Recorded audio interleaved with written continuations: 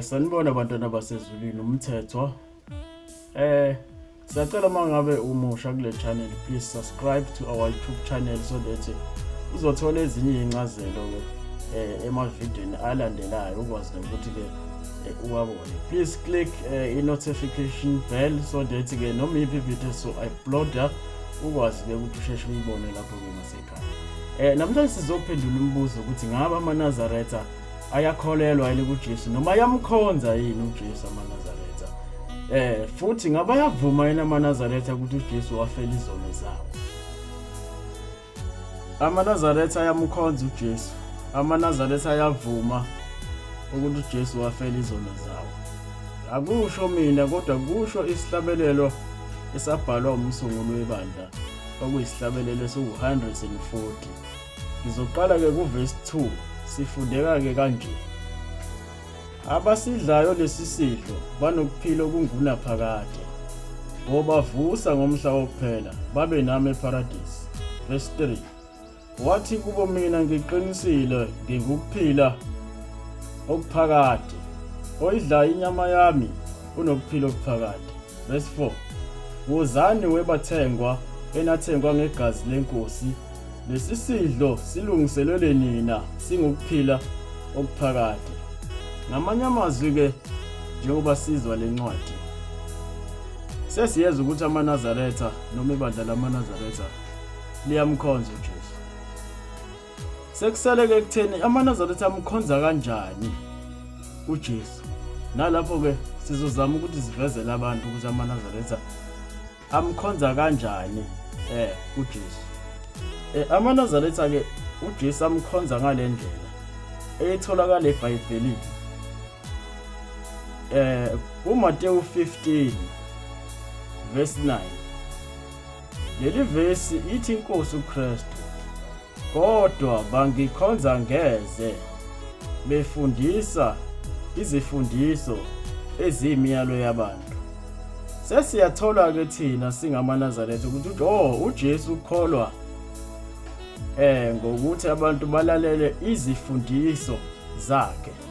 Mekuthiwa izifundiso imiyalo leyo eyishiwo uyena uJesu ngomlomo wakhe. Mangabe ugcina leyo miyalo yakhe uJesu, uyamkhonza. Asikakalifaki igama elithi Jesus, asikakalikhakambisi phambili, kodwa sisezwa ukuthi bangikhonza ngeze befundise izifundiso eziyimiyalo yabantu. uJesu highlighta imiyalo. So amaNazaretha amkhonza uJesu ngemiyalo yakhe. Asohamba manje siyovula isihlabelelo sikaShemba esiwu-number 5 esizoconfirma lento engiyikhulumayo. Isihlabelelo esabhalwa yena umsunguli webandla lamaNazaretha esiwu-number 5 sifundeka kanje verse 1. Nina abathanda ukuphila emhlambini kaJesu, khumbulani ingcindezi yendlela eya ngasekhaya. Siyamuzwa uShembe eveza ukuthi uJesu uyindlela neqiniso. Verse 2. Umkhondo omncinyane wehlula amagwala, nesango lincane lingenwa ngamandla. Asijampe siye kuverse 4. Abathanda ukumlandela mabazidele kuqala, bangayesabi imiyalo ephelisa amandla. NanguShembe uyakuveza ukuthi uJesu ulandelwa ngemiyalo. Qala uzidele kuqala bese kuyima umlandela. AmaNazaretha abantu abaqale bayidela kuqala. Ngizochaza ukuthi kuyidela bayidele kanjani. So siyamthola uShembe esho ukuthi uJesu ukhonzwa ngemiyalo. Asiyekena kuJesu esho lokho. Kuneverse eBhayibhelini elithi kusho yena inkosi uJesu, yileyo naloyo wenza intando kaBaba osezulwini, uyena umfowethu nodadewethu nomame. uJesu ukhuluma ngokwenza intando kaBaba osezulwini. Uyifundisile leyo ntando ukuthi yini. Ingakathi noShembe beyesaba imiyalo ephelisa amandla. Ukhuluma ngaleyo miyalo. Aphinde aveze uJesu ivesi lesibili esehamba, uma ningithanda niyogcina imiyalo yami. AmaNazaretha bathathe leyo miyalo bagcina yona, kanti amanye amabandla akhona ngaphandle bona baqhakambisa ukubiza igama elithi Jesus, Jesus, Jesus. Manje AmaNazaretha avalela enza lokho okushiwo phansi, uma ningithanda niyogcina imiyalo yami. Leso statement sikclear. Sithatha ivesi lesibili likaJesu. Onemiyalo yami ayigcine nguyena ongithandayo. AmaNazaretha athatha leyo miyalo, ayigcina, afundiswa uShembe leyo miyalo. So ngaloko AmaNazaretha yamthanda uJesu noma yamkhonza uJesu, because livelile lela vesi lathi bangikhonza ngeze befundisa izifundiso ezimiyalo. So uJesu bekhuluma ngemiyalo. Uma ningithanda niyogcina imiyalo yami. Nalelinye futhi onemiyalo yami ayigcine nguye ongithandayo. Akakashiwo ukuthi sithi Jesus, Jesus kancane kancane, Jesus akakashiwo lo. Kusathiwe nje onemiyalo yami ayigcine nguyena ongithandayo. Ongithandayo uzothandwa uNkulunkulu. Ogcina imiyalo ke uzokwazi ukuthi uNkulunkulu amthande. That is clear. Nami ngiyakumthanda ngizibonakalise kuye, kusho uJesu. Ogcina lemiyalo uJesu uzosuka himself azosiza leyo muntu ogcina leyo miyalo. Igama likakaveli ukuthi kancane kancane sithi Jesus. Ngisho ungashongo ukuthi Jesus. Onemiyalo amayigcine nguye ongithandayo. Ongithanda uzothandwa uNkulunkulu. Nami ngiyakuza kuye ngizibonakalise kuye. Asikakasho ukuthi Jesus. Jesus alikakasifundisi ukuthi sisho lokho. So AmaNazaretha ke amkhonza ngaleyo ndlela uJesu. Bavale la bagcina lemiyalo. Abakasho ukuthi Jesus, abaqhakambisa ukuthi ubani lo wathi akugcinwe lemiyalo. AmaNazaretha ayazi ngaphakathi ukuthi uJesu wayikhuluma lento. Abaqhakambisa ukuthi uJesu wayesho lento. uJesu wayesho lento. Cha. Nami ngiyokuza kuye ngizibonakalisa. Owenzani ogcina imiyalo? That's all.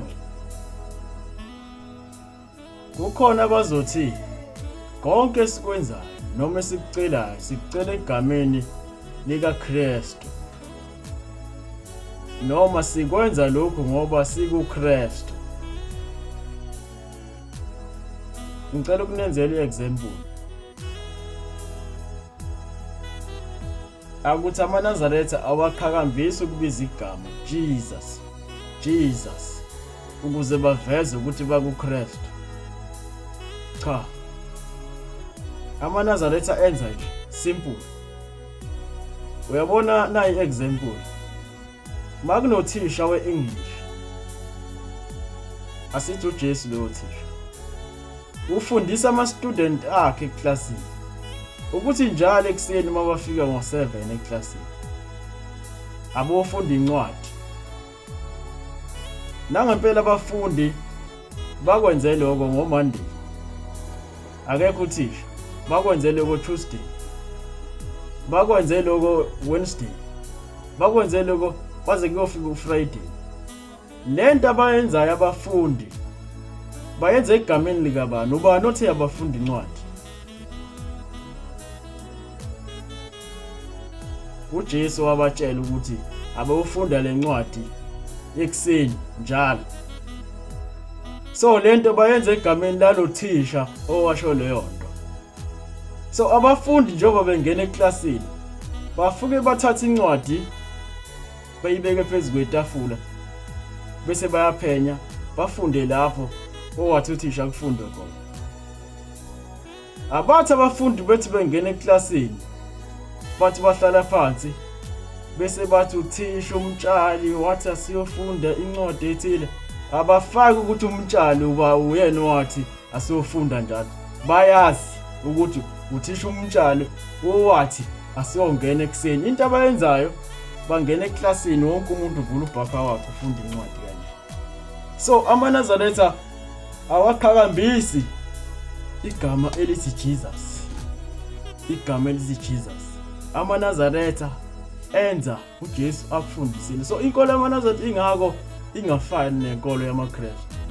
AmaKristu abelieve ukuthi kumele ulokhu kushilo ukuthi Jesus, Jesus ukuze kubonakala ukuthi kukhulunywa ngobani la. Kanti manje uJesu wayengekho kuleyo ngqondo ukuthi abantu kumele bafocuse egameni. Cha, yena abantu akumele bafocuse emthethweni wakhe. Nilifundelani iBhayibheli maNazaretha? uJesu wayezivele wayifela bonke abantu. Awakwazi ukuthi amaNazaretha angalifundi iBhayibheli. Anikhulumi ngoJesu nje. AmaNazaretha enza uJesu akushilo. Ngicabanga lo umehluko loyo noma leyo example bayizwa abantu. Nalelinye ivesi futhi elivezayo ukuthi uJesu ukhonzwa ngemiyalo. Hayi nje ngokushawutha igama lakhe ukuthi kumnandi ukuthi nje sithi nje Jesus, Jesus, Jesus. Lokho kusale kwenziwa abantu after uJesu angasekho. Nali ivesi. Yini nithi inkosi inkosi ningakwenze engikushoyo? So uyabona ukuthi noma ungathi Jesus ungaphinda noma kangaki. Kodwa uma ungakwenza akushoyo uJesu noma kufundisile into yakho yonke iyize. So samaNazaretha sibelievele ukuthi size sithi Jesus, Jesus. Senza thina uJesu athi akwenziwe. Ivesi elinye futhi nangu uJesu sebefundisile bakhononda. Wathi pho uma nibona indodana yomuntu iphindela leyo iqhamuka khona, nizokwenza njani nina? Ebuza abafundi bakhe. Bathula du, kwaphendula yena. Wathi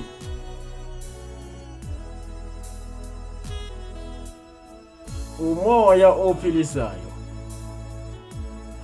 Inyama yami ayisizi lutho. Amazwi engiwakhulume kini angumoya awukuphila, gcinani wona. Sezwa lapho thina uJesu sakuveza ukuthi awumoya amazwi awakhulume kuthina, asigcine wona. Sigcine ke lawo mazwi kuphela. Sinakhe emakhanda ukuthi lento yayisho ubani. Sinakhe emakhanda. Inkolo yamaNazaretha kanjalo.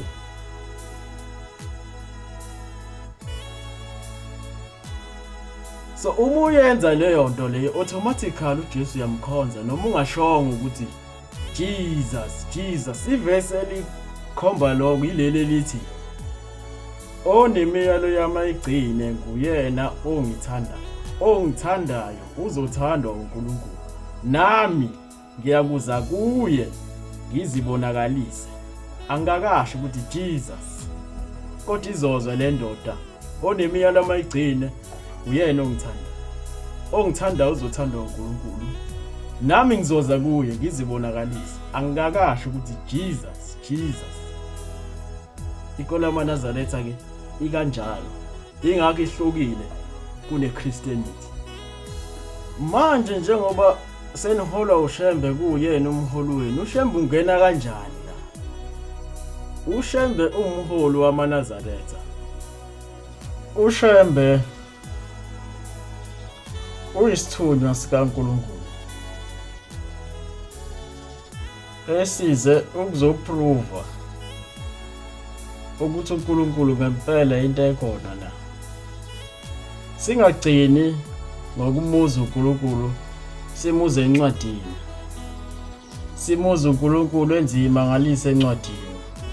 Simbona uNkulunkulu evusa abafile encwadini. Sibona uNkulunkulu ephulukisa abagulayo encwadini. Sibona uNkulunkulu esiza abanohlaka encwadini. Sibona uNkulunkulu evula amehlo encwadini abantu. So uShembe uzoprove ukuthi ngempela into uNkulunkulu wayenza before asangakwazi ukuyenza kulesikhathi esiphila kusona. Asingagcini lento ngokuyifunda eBhayibhelini. Manje ke uShembe ufike wathi uthunywe uNkulunkulu. Sase sibheka izinto ezimbili. Ukuthi lamazwi athi uJesu awagcine ngabe uyasigcinisa wona na? Nangempela uyasigcinisa wona. Sase sibheka ukuthi uzuthi uthunywe uNkulunkulu yini ezokufakazela ukuthi wena uthunywe uNkulunkulu.